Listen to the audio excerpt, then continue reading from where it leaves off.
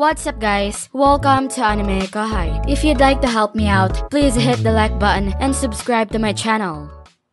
Datta, you should know that people are not always what they seem. Keep that in mind and please try to avoid making the same mistakes again, okay? You could say that to me as well, I guess. I mean, I didn't even realize what Testarossa and company were until it was spelled out for me. Righto, I'm real sorry about it. Good. Good idea, Datta. What is he talking about? Benimaru asked me outside the call. Oh, it's not really a secret, I guess. Just Datta putting his foot in his mouth again. Ah, you mean about Testarossa?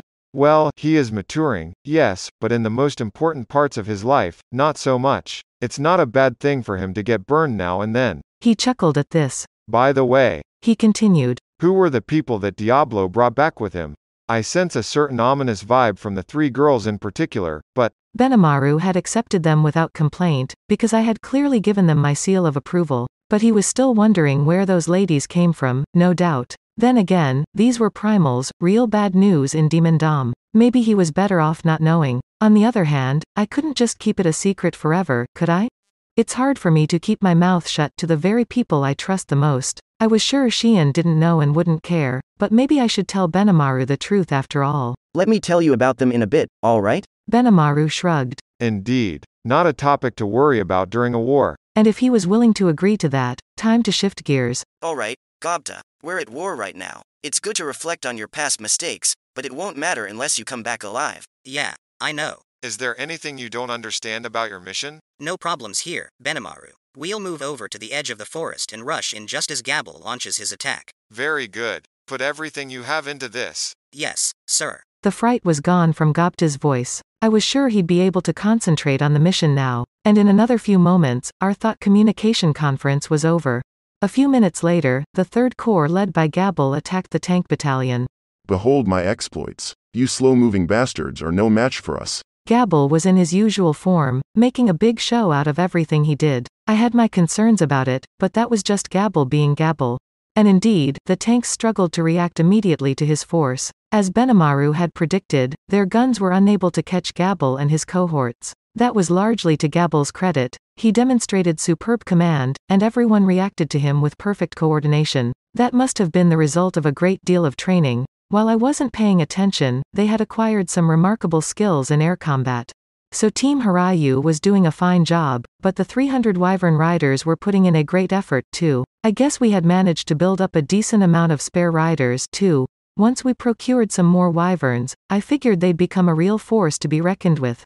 Gabble was all about creating a diversion out there, but that didn't mean they weren't attacking at all. He was having the Wyvern spit fireballs, providing another feint. That B+ rank wasn't just for show on those guys. They were easily as good as the fireballs conjured by your average sorcerer. Not enough to break through a tank's magic defense, maybe, but it was still effective against infantry. It was a nice primer on just how effective Gabble's air-to-ground strikes could be, and while the results they put up were minimal damage-wise, they expertly fulfilled their tactical role. Datta, too, had successfully switched mental gears. There was no hesitation in his command, and he was charging straight at the tank forces with head-on, perfectly timed movements. There were 500 tanks facing Datta's force, with another 1,500 lined up and pointed toward the Dwarven Kingdom. If the Goblin Riders could get that far into their ranks, they wouldn't be able to make any careless moves. It'd be a huge victory for us if that happened, but the Imperial forces weren't incompetent, either. They'd desperately try to block them, and from there on, it'd be a battle of skill and speed. Datta seemed to understand this, and as he followed Benimaru's orders, he used his thunderous speed to zoom toward the battalion. Not a moment's attention was paid to the muzzles pointed at them, not a hint of fear. There was only about 100 yards left to the front row. The Goblin Riders could run that distance in under 6 seconds. A few shots were fired their way, but the Goblins didn't flinch, keeping up their speed. In fact, the shells exploded far away from them. Presumably they were warning shots. It only proved that the Imperial Army was in a state of turmoil. Not a single move was wasted among the riders as they disposed of the obstacles blocking their way with computer-like precision. Even now the infantry members guarding the tanks were trying to engage them, but the wolves made quick work of them. Range 0.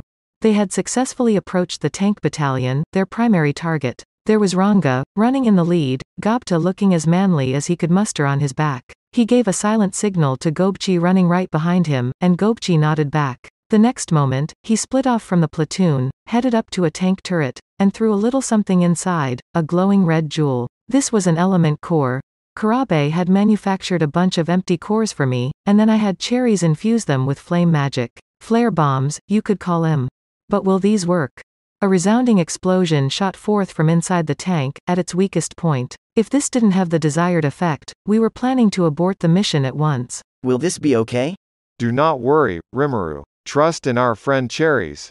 Yes, Sir Rimuru, take heart. If I put in just enough magical power that it didn't spontaneously explode, I am sure it'd be no problem to disable that hunk of iron. I'm sure it'll be fine, too, but this is our first time experimenting with it. So of course I'm gonna be.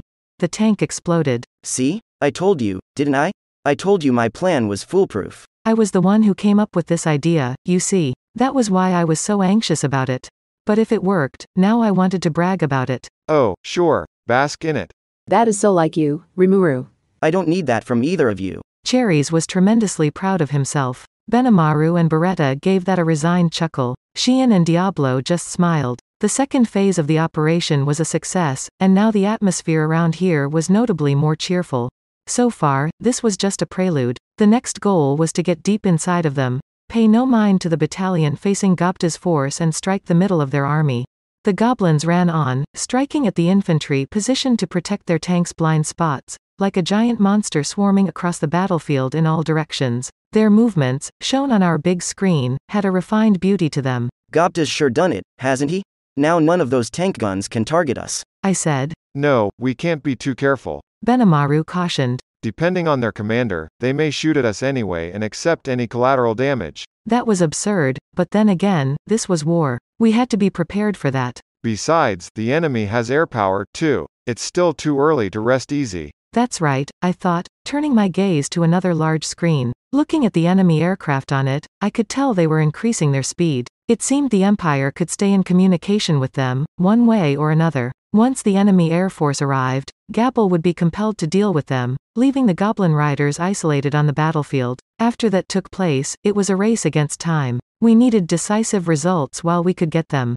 As if answering my expectations, the battle continued to progress rapidly. Gapta and Gabble were both making the most of their training, achieving real results in the first battle of this war. But something always goes wrong sooner or later. As Benimaru just said, it was too early to rest easy. Gaster glared at the approaching goblins with a singular abhorrence. Damn them, thinking they can own us. He felt a deep, primal resentment for them, and he promised himself that he'd take it out on them all shortly. A few moments ago, Testarossa, her pure white hair fluttering in the air, had put a mortal fear inside him. Not wanting to admit it, Gaster decided to instead rebuild his confidence by tearing the goblins to pieces. No matter how fast these monsters moved, he thought, they'd just be a disruption, nothing that could damage a tank. But the explosions that roared across the battlefield shattered that idea quickly. No? Gaster had to keep himself from shouting it out loud. No way could a commander show himself upset on the battlefield. He was still an able leader, and he hadn't lost his ability to make sane decisions. Lieutenant General, what will we do? Don't panic. Look at the enemy's moves. They've only destroyed one tank, and there's no sign of any follow-up. That bomb was one of the few trump cards they have. Yes, you're right, now that you mention it. Otherwise, those flying lizards would be scattering them all over the field. Gaster nodded. He thought he had kept himself calm enough to make the right decision, but this was wrong. In fact, Rimuru had prepared over 3,000 flare bombs for this fight. Every member of Gapta's Goblin Riders carried 10 of them, and every flying lizard, Gabble and Team Hirayu, also had 10 on hand. Team Hirayu hadn't used them so far because they were focusing on diversionary tactics, and they knew flare bombs wouldn't unlock their full potential unless used in an enclosed space. In such a space, the power of a gunpowder blast was easily doubled, and the same logic applied to flare bombs. Benimaru's focus here was on destroying tanks, not infantry, so he refused to let those bombs go to waste. The important thing today wasn't instant glory, it was making this op a success, and Gapta, Gabble, and all the monsters under their command were aware of this. Gaster, blissfully unaware, was regaining his composure. I must commend you for unleashing that new weapon of yours, but we will still win the day. He might have misread the ace up the goblin's sleeve, but he did know what they were aiming to achieve. They ignored the left-wing battalion because their goal is to destroy this main force, right? If that's the case, we have our choice of ways to stop them. Gabble and the lizards were certainly putting on a flashy show up there, but the tanks were protected from that with a magical barrier. The only thing to be wary of was this new weapon, and if that was the case, all they had to do was keep Gobta's force at arm's length. Have them deal with them in a compacted air battle formation. Gaster's order surprised his second-in-command. Lieutenant General, that's dangerous. Some of us are in close quarters battle with the enemy. We'll be risking friendly fire. So what? If they're in the way, just blow them away with our tank guns. Our glorious Imperial Army doesn't need incompetent louts dragging them down anyway. What? And with that said out loud, Gaster's associate could no longer stop him. A few tanks and a lot of infantry would get caught up in the carnage, but the battle was certain to be won, and the aide knew it. Gaster was willing to sacrifice a few pawns to win the day, and without that kind of vision and determination, perhaps being an army commander was impossible. Are there any legal problems with that? No, sir, none. The staff officer accompanying Gaster had no objection. Now it was Gaster's turn to shine. Left flank battalion! Compacted air battle formation! The order came directly from him, not through any subordinate, allowing the left wing to take formation faster than ever. Ignoring the infantry overtaken by goblins, they used their remaining vehicles to block the road, then turned their guns so the tanks at the front and rear were all but right next to each other. It was a formation that defied all common sense in modern warfare. What? That's nuts. It was only natural that Gobta was stunned. Taking advantage of their huge size, the tanks crowded together, deliberately trying to close the gaps in their ranks. It would make it impossible for any of them to maneuver, but it worked. Gobta's forces could no longer run through the gaps between tanks. But the surprises weren't over yet. Next, the left wing spread out in a circle, forming a barricade around the goblins. In response, half of the central battalion also went on the move, floating into the air before turning around and landing right on the backs of the frontline tanks. Now they were a wall, fully blocking the goblins' way. Nearly 1,000 tanks had linked together to form a single, gigantic fortress. There would be no destroying the central force now. I heard they could move like that, but I never thought they'd try something like this. Gobchi, Gobta's second-in-command, was similarly stunned by the scene in front of him. Put up a machine gun barrage and pin them down! This kicked off a three-dimensional sweep of machine gun fire. The multifaceted barrage put the stops on the high-speed maneuvering Gobta's team was best at. They were surrounded by tanks and the infantry accompanying them, and they didn't care how many friendlies this strategy killed. That's it for this video, guys. Thank you for always watching my videos and supporting my channel. Shout out to the new members of AnimeKouhai supporters: Jaya Keshav, Mikey Avila, Omar, L, Gary Miles, Terrence Lau, Dragon Spawn 666, Adrian, Teddy, Marvin Emmerich. Thank you so much for helping out. I'll see you guys in the next video.